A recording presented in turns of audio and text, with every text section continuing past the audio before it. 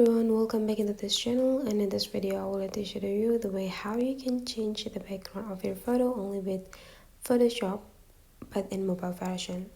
Open your Photoshop by the way, and then you just need to tap into this photo editor, tap on it, and then you just need to pick the picture that you want to change the background.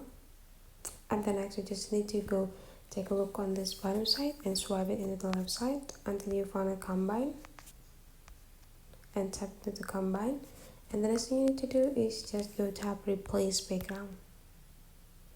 Now you just need to wait and tap confirm, and then you just need to wait until the application is adding the new background for your photo, and you were done. You already got the new background. So that's for today's tutorial, guys. Hopefully you enjoyed this video today. If you still have some questions, just drop in the comment sections below, and don't forget to subscribe to this channel for upcoming tutorial. Thank you for watching, and let's meet again into other tutorial.